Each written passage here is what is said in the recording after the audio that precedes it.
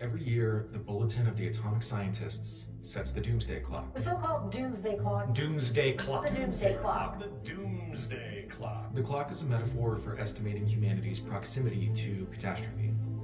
In 2023, the Bulletin set the clock at 90 seconds to midnight, the closest to disaster it has ever been, citing the war in Ukraine, the COVID-19 pandemic, and cyber-enabled disinformation. In 2024, the time was held at 90 seconds to midnight. The Bulletin traces its origins back to the Manhattan Project and the scientists who hoped to warn the world about the dangers of their creation. The clock was introduced in 1947 and originally set at 7 minutes to midnight. The Bulletin has been setting the clock for more than 75 years. Originally, the Bulletin focused primarily on nuclear risk, but as technology advanced and human impacts on the planet became more pronounced, the scope of coverage expanded. Today, the Bulletin is focused on reducing the threats posed by nuclear weapons, climate change, and the potential misuse of biological science and other disruptive technologies. In setting the Doomsday Clock, the Bulletin's Science and Security Board asked themselves two questions. Is humanity safer or at greater risk this year compared to last year? And how does this year compare to the more than 75 years we have been asking the question? So let's take a look at 2024. The Nobel Peace Prize was awarded to a Japanese organization of survivors from Hiroshima and Nagasaki, Nihon Hidankyu, who have worked for 70 years to warn against the danger of nuclear weapons. The world has developed a strong taboo against using nuclear weapons, but there are signs that taboo is beginning to weaken. We've seen the collapse of arms control. The new START is a bilateral arms control agreement between the US and Russia. But this, unless it's extended, is going to expire in 2026. And there are no negotiations going on between the two of them, given the political state that they are in. And nuclear weapon states are investing heavily in modernizing their arsenals. There's some obvious things like the war in Ukraine, and there have been threats to use nuclear weapons, so that's extremely alarming. Right from the time that Russia first undertook the invasion in Ukraine, it was with a fair bit of nuclear saber rattling.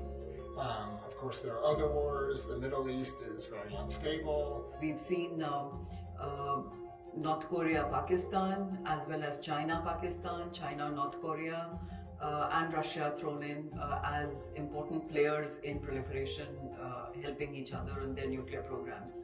A lot of the rhetoric is really disturbing, and so there's this growing sense that we might end up, some nation might end up using nuclear weapons, and that's terrifying. Investments in renewable energy continue to increase, and renewables continue to dominate new energy deployment. The adoption of renewables is really encouraging. However, it wasn't enough to slow the ongoing impacts of climate change. I apologize. This is just horrific. It's still one of these things where it's not happening quite fast enough, and the urgency just isn't there, and the threat is increasing. The last year was the hottest year on record. 2023 was 1.45 degrees Celsius, more or less 2.5 degrees Fahrenheit warmer. And that doesn't sound like very much, a couple of degrees on a given day is no big deal. But the planet being that much warmer has these global effects. The average projections about the end of the century sea level rise are maybe 2 or 3 feet, which is plenty to have to invest to retreat, to build barriers and so forth. We have our hands full. But it keeps coming. Almost all the indicators are bad, and even worse than many scientists expected. It's really a very frightening time on climate, and we're just not doing enough.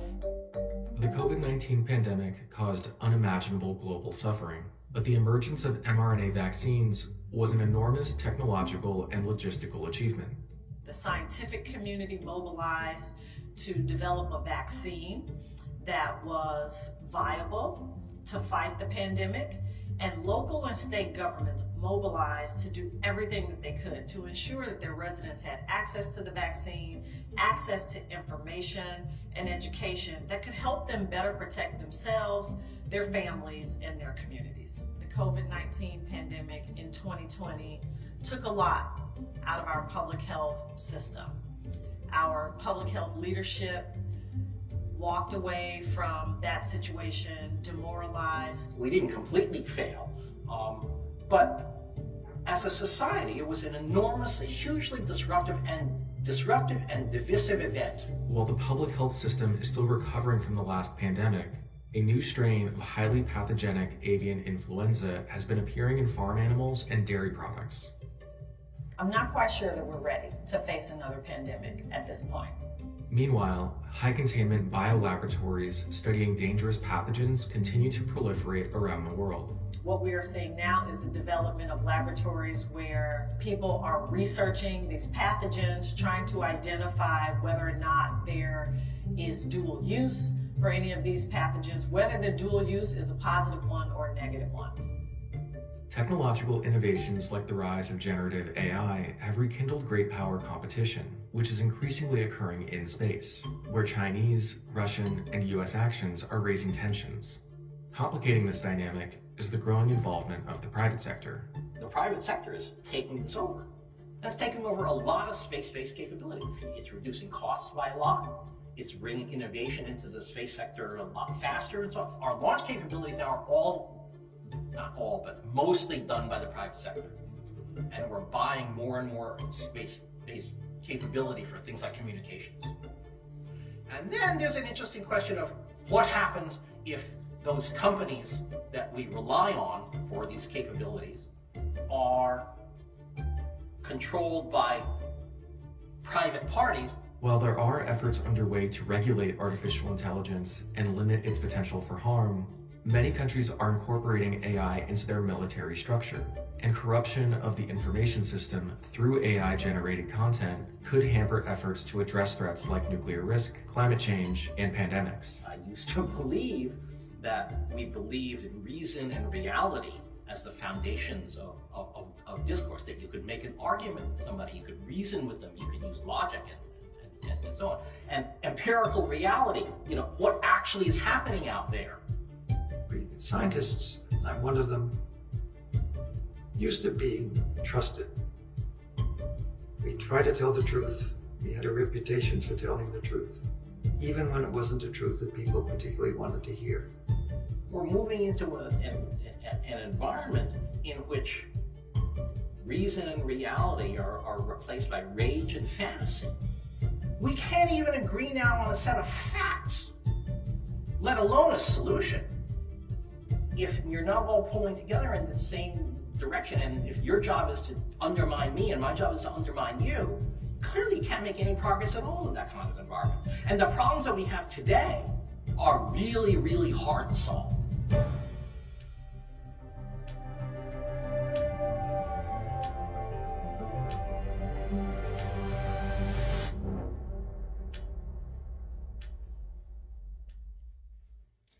Thank you all for being here today.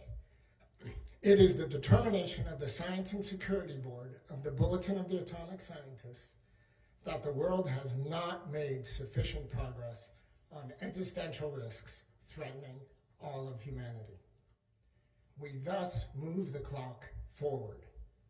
In setting the clock closer to midnight, we send a stark signal.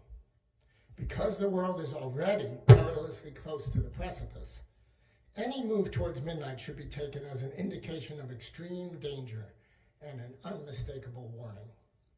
Every second of delay in reversing course increases the probability of global disaster. It is now 89 seconds to midnight. This is the closest the world has ever been to midnight.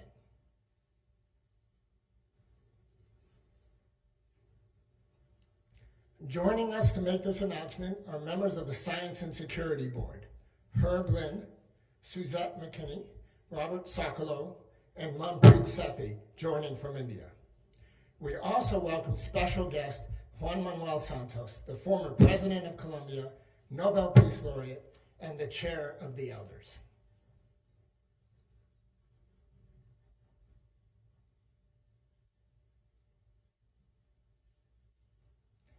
My name is Daniel Holtz, and I am the chair of the Science and Security Board of the Bulletin of the Atomic Scientists.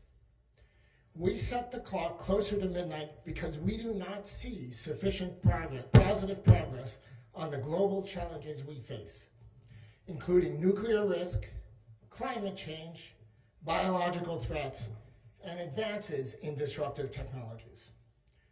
The countries that possess nuclear weapons are increasing the size and role of their arsenals, investing hundreds of billions of dollars in weapons that can destroy civilization many times over. Meanwhile, arms control treaties are in tatters, and there are active conflicts involving nuclear powers. The world's attempts to deal with climate change remain inadequate, as most governments fail to enact the financing and policy initiatives necessary to halt global warming. 2023 was the hottest year on record, by far, and 2024 was even hotter. Advances in an array of disruptive technologies, including biotechnology, artificial intelligence, and in space, have far outpaced policy, regulation, and a thorough understanding of their consequences. All of these dangers are greatly exacerbated by a potent threat multiplier: the spread of misinformation, disinformation, and conspiracy theories that degrade the communication ecosystem and increasingly blur the line between truth and falsehood. A statement summarizing these concerns is now available at thebulletin.org.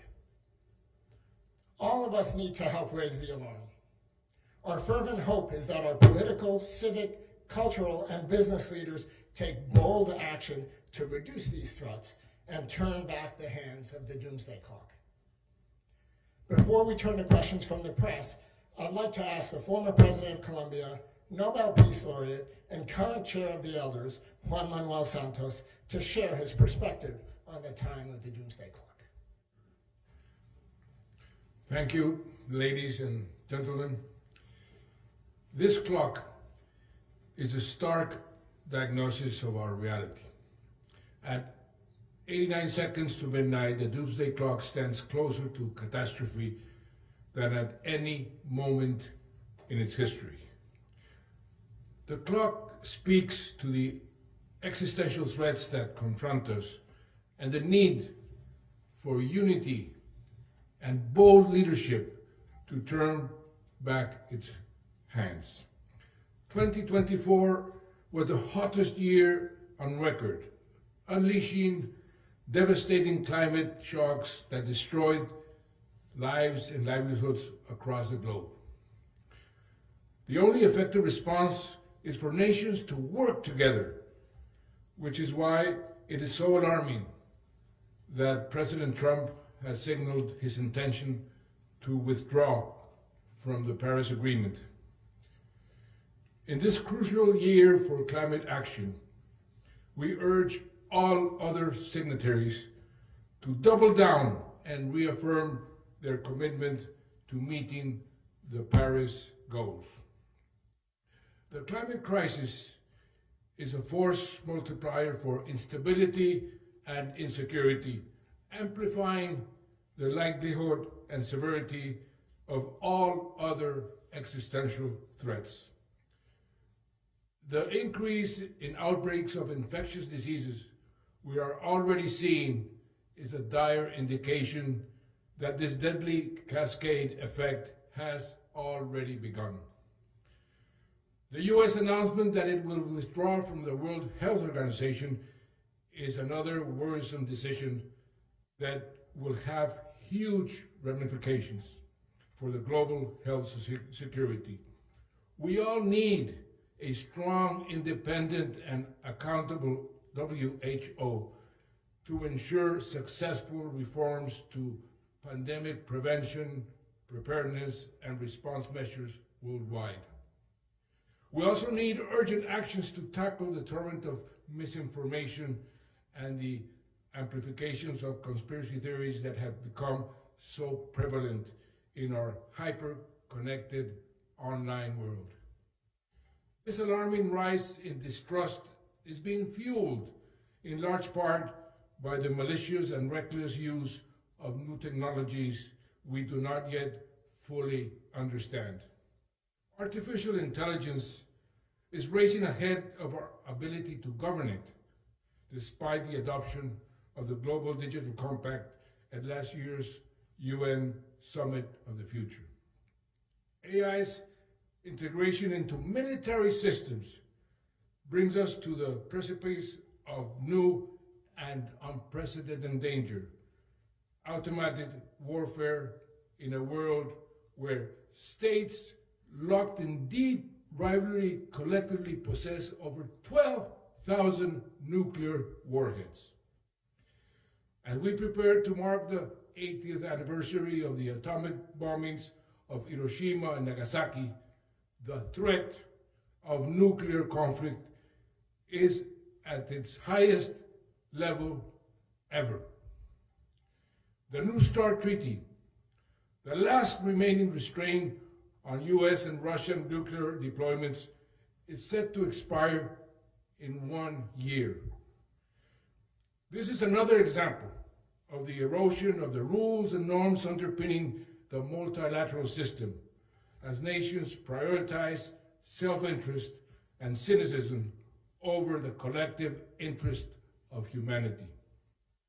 I welcome President Trump's remarks in Davos about his desire to engage in talks with Russia and China to reduce the nuclear stockpile. He is right that the destructive capability of these weapons does not bear thinking about, and that they cost a tremendous amount of money. I hope he follows through. To those countries who want to see an end to the madness of nuclear proliferation, which has seen a 34% increase in spending in the last 5 years on nuclear weapons, with trillions more planned that could be spent on saving our planet or reducing poverty. I urge you to sign the treaty for the prohibition of nuclear weapons. Half of all the countries have signed it, so it has momentum. We also mark the 80th anniversary of the United Nations in 2025, and leaders must reflect on how far the world has strayed from the UN's founding principles. This is a bleak picture, but it is not yet irreversible. There is a big chance that this time next year we will be moving the hands of the clock back, not forward. But this will only happen if leaders engage in good faith dialogue. In recalling the words of Nelson Mandela, the founder of the Elders, the most powerful weapon in the world is to sit down and talk. The solutions we need to confront the existential threats we face are all connected by a simple truth. We can only succeed if we act as one. It is with great sadness that just a few weeks ago we said farewell to a true champion of this ideal, President Jimmy Carter, a founding member of the Elders.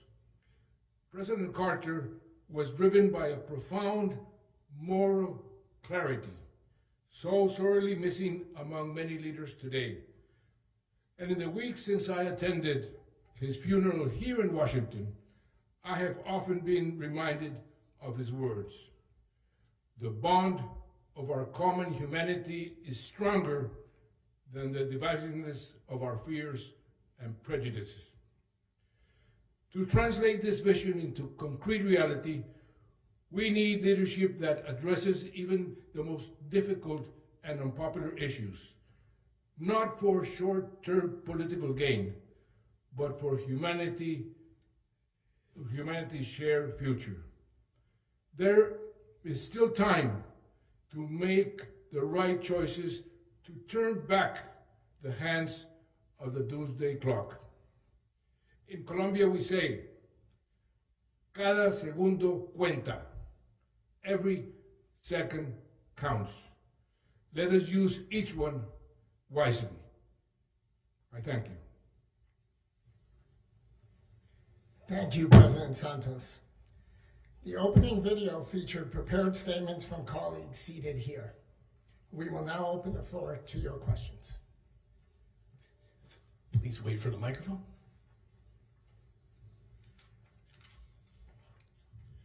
Hi, good morning. Davis Winky, USA Today. The Trump administration last night issued an executive order directing the U.S. Defense Department to focus on accelerating the development of strategic defense systems. Arms control advocates have previously argued that developing such systems has a destabilizing effect on the balance of nuclear power. I want to ask if anybody up at the podium would like to comment on the administration's moves regarding strategic defense investments and whether there's anything else we should be keeping an eye on. Thank you. Thank you. I think I'll pass that to Manpreet. Thank you very much, Daniel. And it is such a privilege to be joining all of you, even if it's from thousands of kilometers away. So on the question of President Trump's latest executive order, ballistic missile defenses and their development of various systems has been a part of the US strategy for quite some time.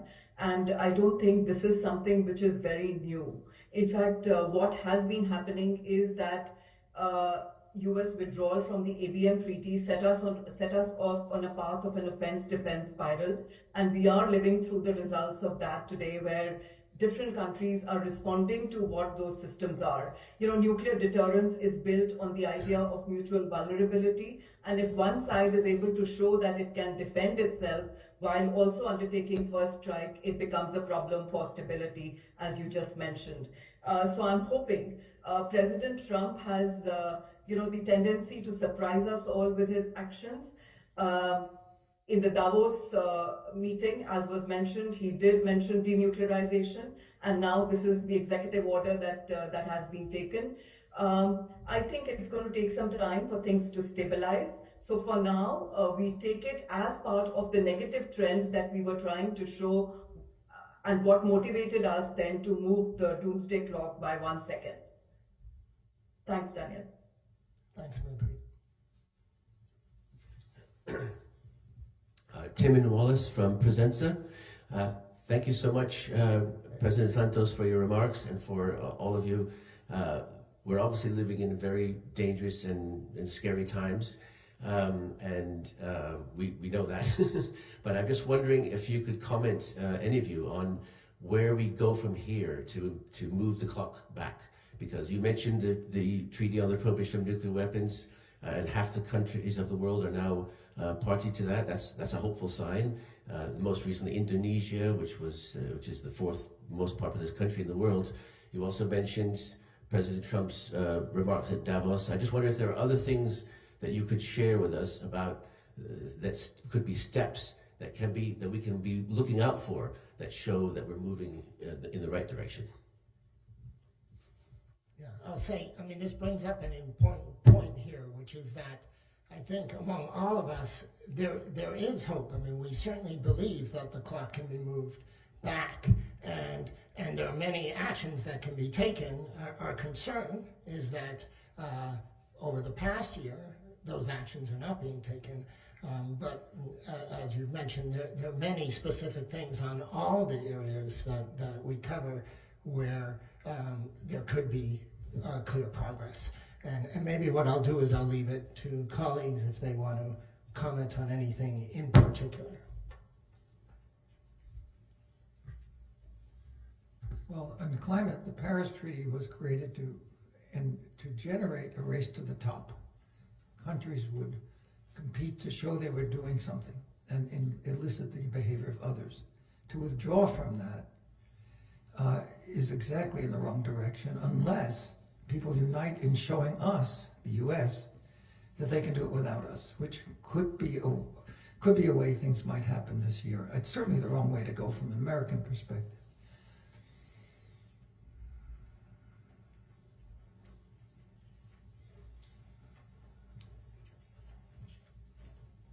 Yuichiro Inoguchi for Kyoto News. Thank you for doing this. As mentioned in the video, last year's Nobel Peace Prize went to Japanese atomic bomb survivors organization, Nihon Hidankyo. And did you take it into consideration when you were discussing about this year's Doomsday Clock? And can we have your comment on how much they can influence on the global nuclear debate? Thank you. Yeah, thank you. I will say that the issues underlying that Nobel Award are certainly issues that we consider.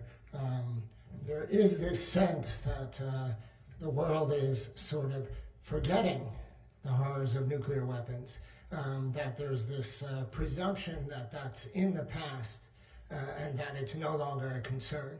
And I think many people around the world are worried because these weapons still exist. They're still poised to annihilate the planet in a matter of minutes, 30 minutes. And so that threat is not in the past, it's ever present. And I think the Nobel Award was to remind us and to kind of draw the world's attention to this. And in that sense, we're very aligned in our concern and our desire to kind of reduce these risks. And I would add that as a Nobel laureate, also the Nobel Committee was very, very relevant in awarding the Nobel Peace Prize last year to the survivors of the Holocaust. And it is among many reasons, one of the reasons why the elders, we're going to have our board meeting next May in Hiroshima. Because, as was said, we want to remind the world that this threat has not diminished, on the contrary, has increased in the last years. Hi, I'm Steve Herman from Voice of America. President Santos, you welcomed President Trump's remark about denuclearization talks. What do you see as the biggest challenge for Donald Trump, Vladimir Putin, and Xi Jinping actually making progress towards some sort of new arms control agreement? Well, the biggest challenge, in my view, is for them to understand that they should sit down and talk. And talk about how the three of them can take decisions to save their own countries and the whole world. In a way that President Kennedy, when we were in a crisis, took the phone and called counterpart in Russia, sat down and reached an agreement that, as a matter of fact, turned the clock backwards a few minutes. So I think something of that sort must be initiated right now, and you need to talk, to have bold leadership, to go, take the phone, call the other leaders, sit down, and agree on something that is almost common sense, because to continue on this race is counterproductive for everybody.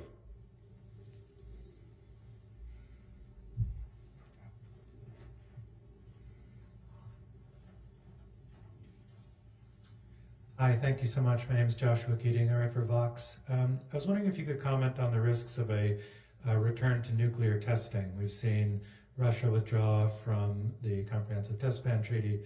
Several figures in President Trump's orbit have proposed a resumption of live testing as opposed to computer modeling. I'm wondering if you talk about the likelihood of that and the risks it would pose if countries did go back to real live tests. Yeah, thanks. I'll pass that to Manpreet. Yes, thank you, Daniel. And if I may just weigh in with one sentence on the previous question as well. I think Ambassador Santos has said very, very rightly what the challenge will be. to my mind, the challenge will also be perseverance and patience, because these are going to be difficult negotiations, and it's important for the leaders to stay invested in this process over a long period of time, and that's, I think, going to be a challenge given the slightly flitty nature of current times. On the question of nuclear testing, so there's been a chatter that we've heard from all of the major nuclear weapon states about keeping test sites ready and that there could be a process of testing. I think within the US there are two camps, one which is pro-testing, but the other which tends to believe that if that testing door was opened by the US, other countries are going to follow, and the likelihood of their gaining from that process is going to be much more. So I'm hoping that wisdom will prevail and that we will not open this Pandora's box once again, because if the US was to set the fashion on the nuclear testing street, then there's every likelihood that other nations will also follow suit. So to keep the nuclear order in order, it's important not to go down the path of nuclear testing. Yeah, and I'll add, one of the major accomplishments has been that we have not been testing. And this would be really a step in the wrong direction. And for those that think about these issues, it's exactly the first step leading towards oblivion, is to start to normalize these sorts of weapons. Hi, I'm Jackson Barton with the Washington Post. So the clock has moved forward 1 second. That's a pretty relatively small move compared to past moves. So I'm just wondering, what does that 1 second signify if we're saying this is the highest risk we've been at in history? And have we considered, if the point of the clock is to communicate risk, if we considered other forms of communication, such as a percentage chance of nuclear war? Yeah, thanks. So I think our main message here is we're already the closest we've ever been to midnight, and now the clock is moving forward. So when you're at this precipice, the one thing you don't want to do is take a step forward. And we're saying, given what's happened over the past year, we just haven't seen the sort of progress we need.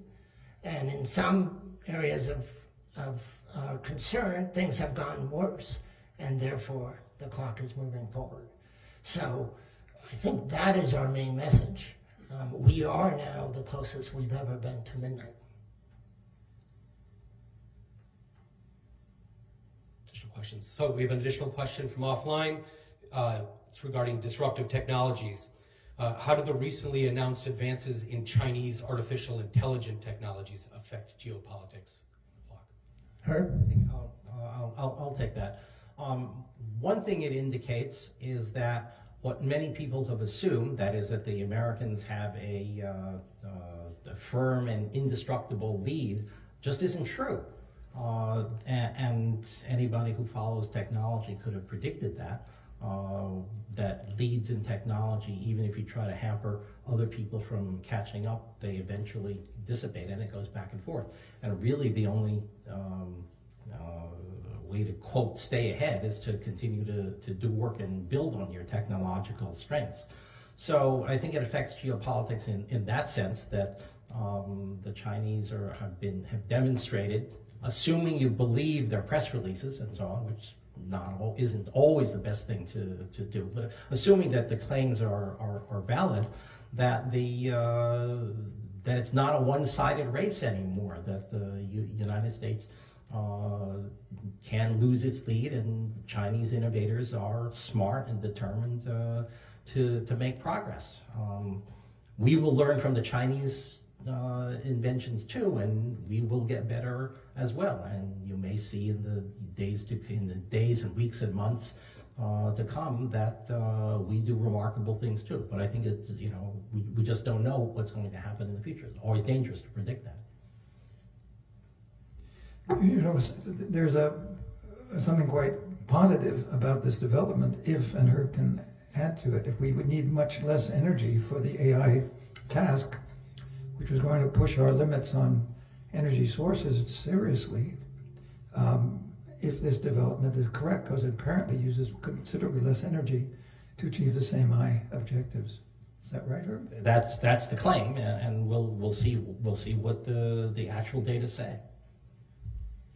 And I might add, this is all part of this headlong race to develop AI, and there are concerns about potential risks from the development of AI, and as everyone rushes to beat each other and damn the consequences, that can be somewhat alarming. It's important that we also, as we're rushing here, that we also consider concerns that may arise with AI and kind of bring those along as well. And so one of the things that I think this leads to is this concern that people will just push as hard as they can and as fast as they can and not worry about consequences.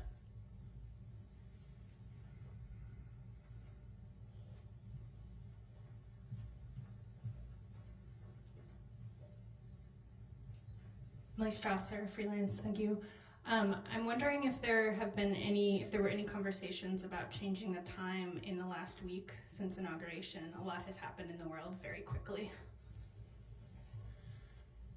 Yeah, so one thing about the Doomsday Clock is we don't attempt to be real time and respond to every tweet and adjust in the moment. Often many of these things take a while. The repercussions of some of the actions, even from the last week, will take a while to play out.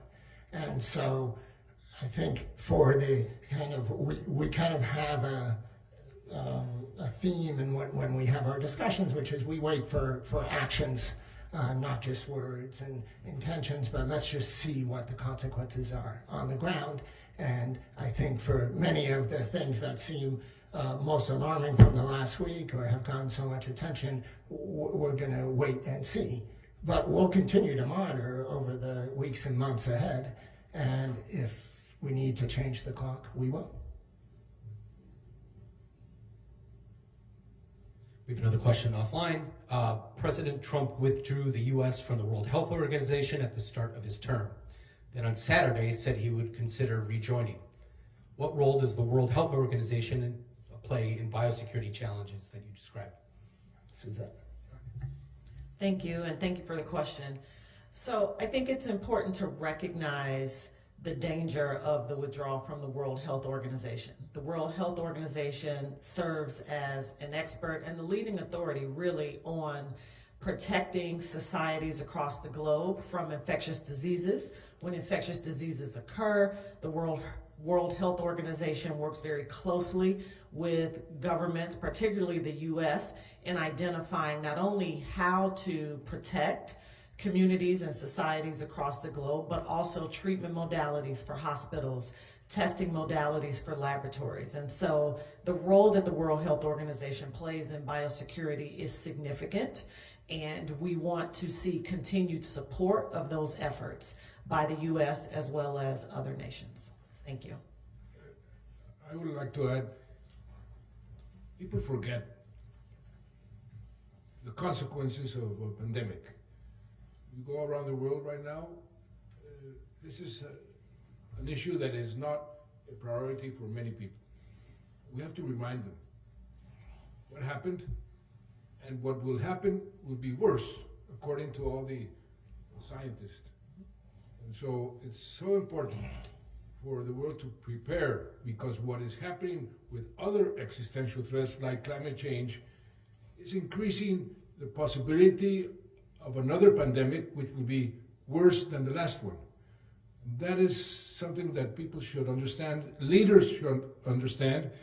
The agreement to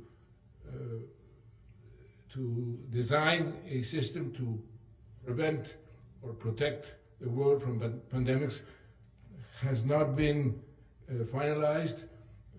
The political will has not been there, the resources have not been there, but the danger is increasing. And that is what we have to transmit to the world, especially to the leaders of the countries that have not been committed enough to have an agreement finalized.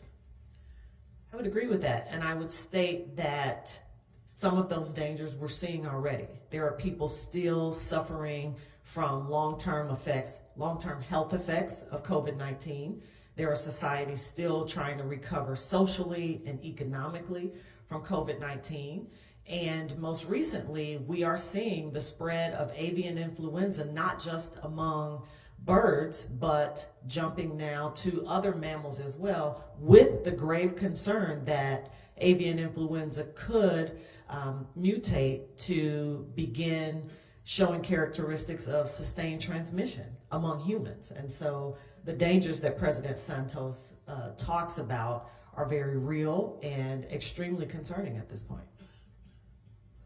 Yeah, and I might add, this is another one of the themes, which is all of these risks, they impact all of us. That's what we mean by existential risks.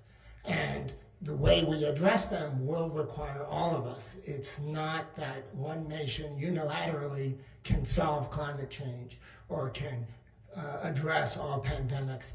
We really need to work together, and so these sorts of international organizations play a major role in that. And so one of the themes in what we're talking about is that nations need to work together, that leaders need to talk and engage to address these sorts of existential risks.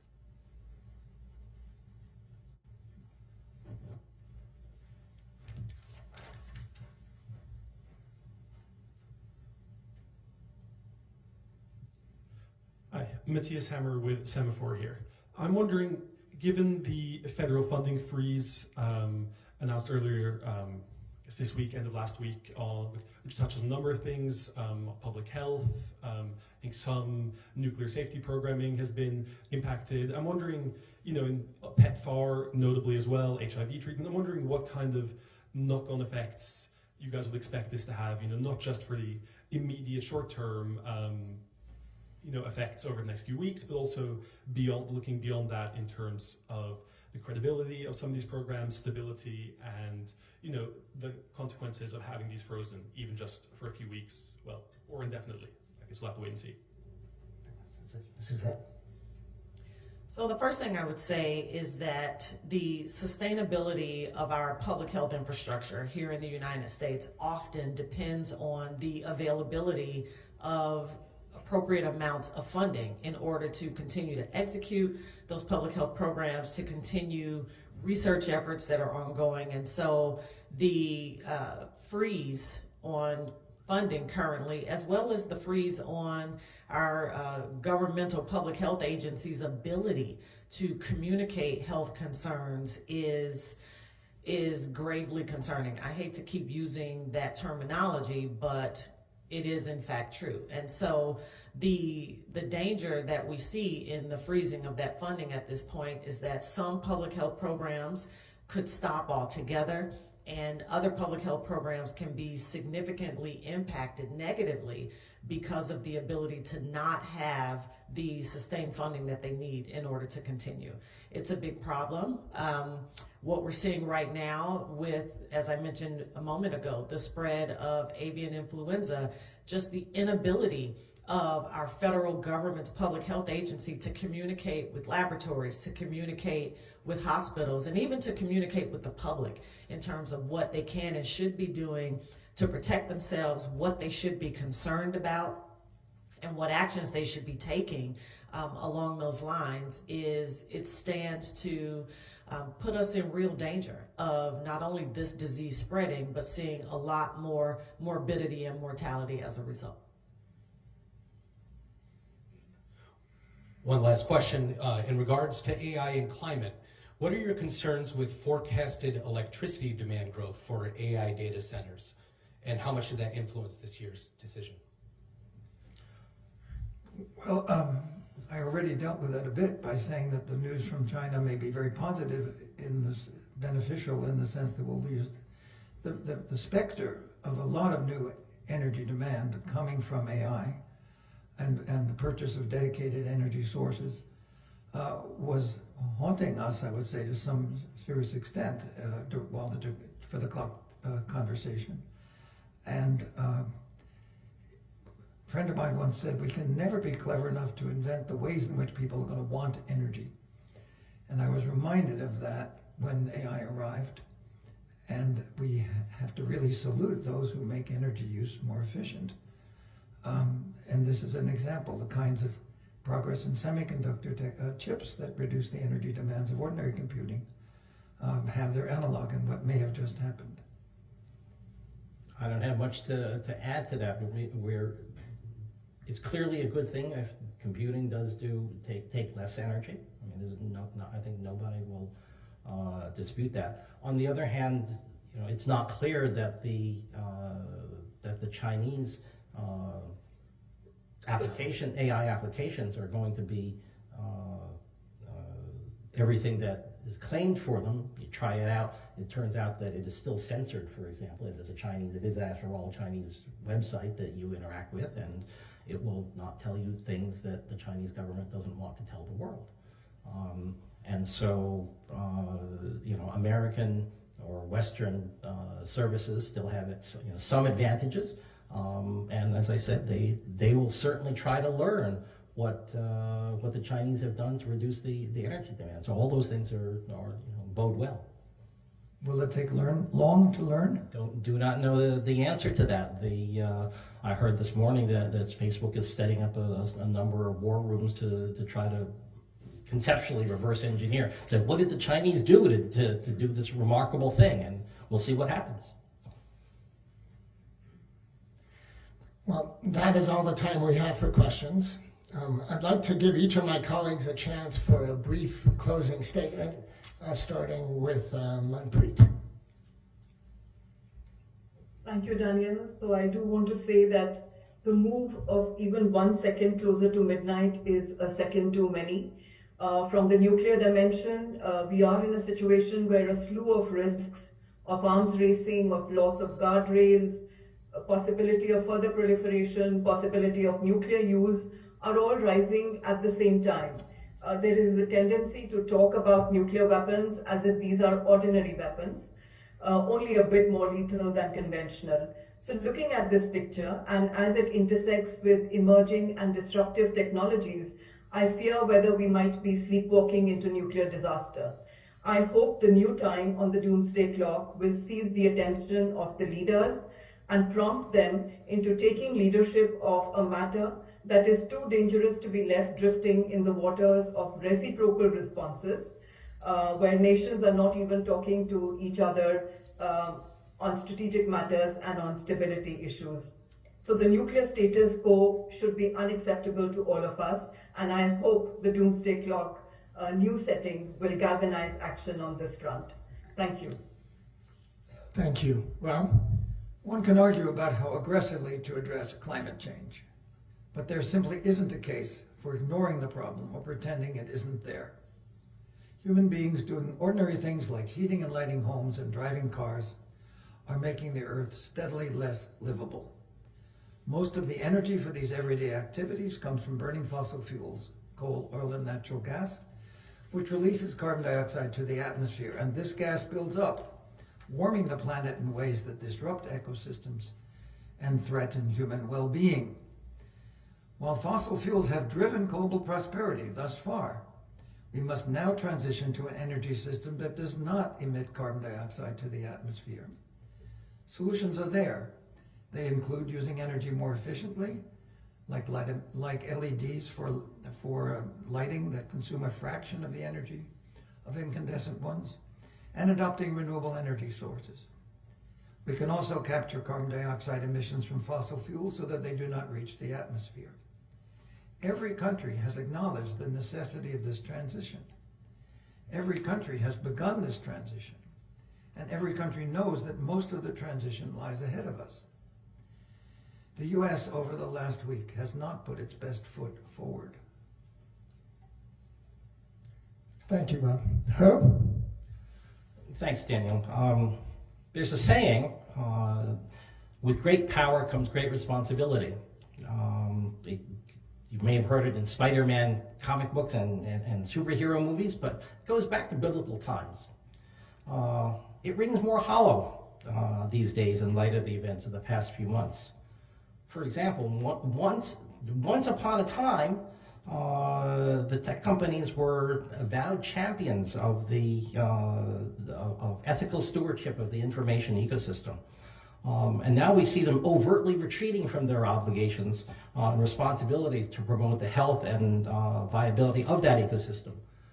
The result is they leave citizens around the world vulnerable to misinformation, AI-driven and otherwise, that will inevitably cheapen public discourse.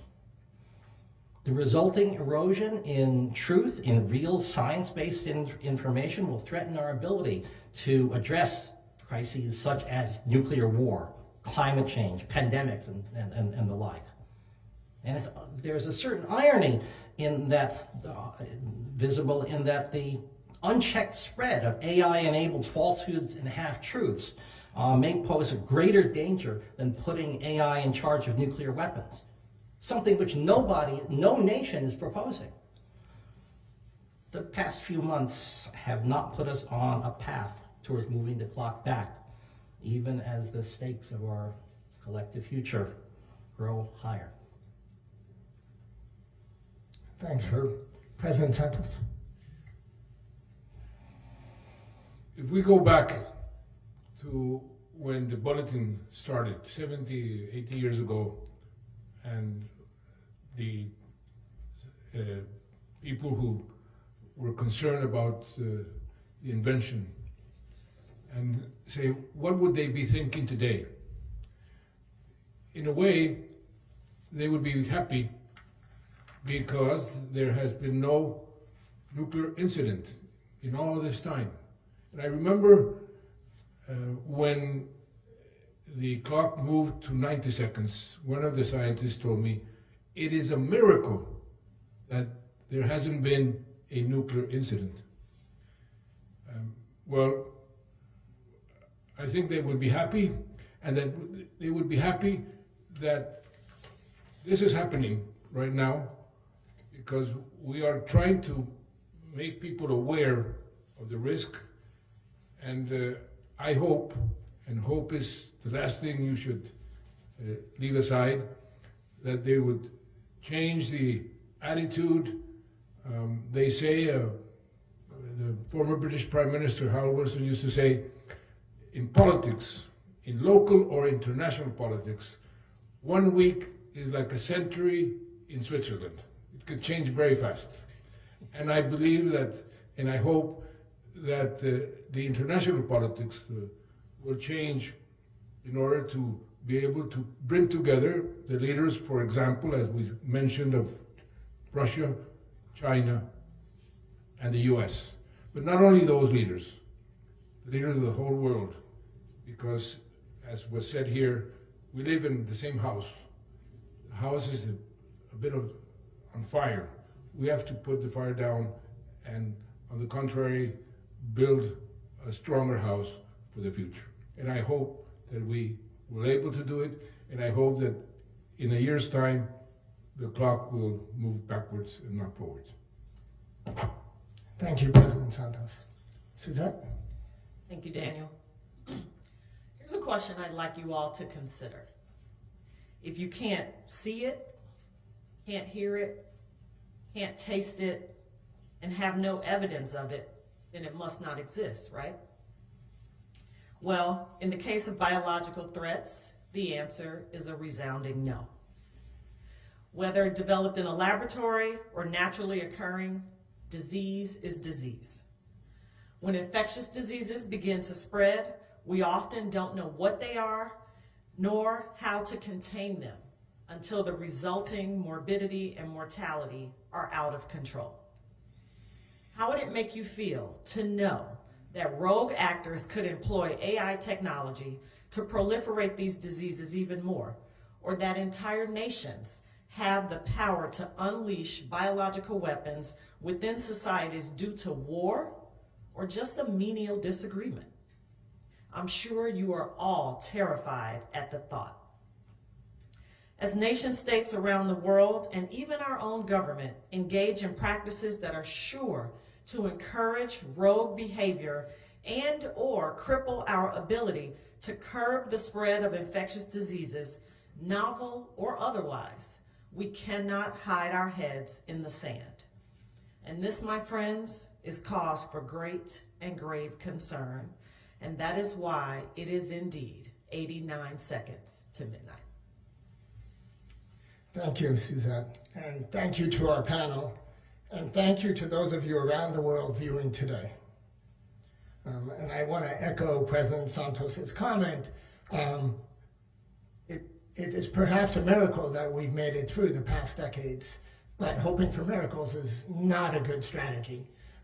And so our message here is there are actions we can take to reduce these risks, and we should be taking those actions.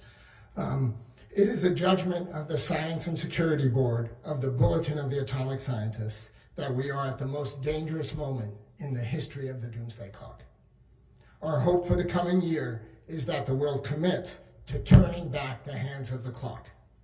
On behalf of the Bulletin of the Atomic Scientists, I thank you all for your time and your attention. It is 89 seconds to midnight. We are adjourned.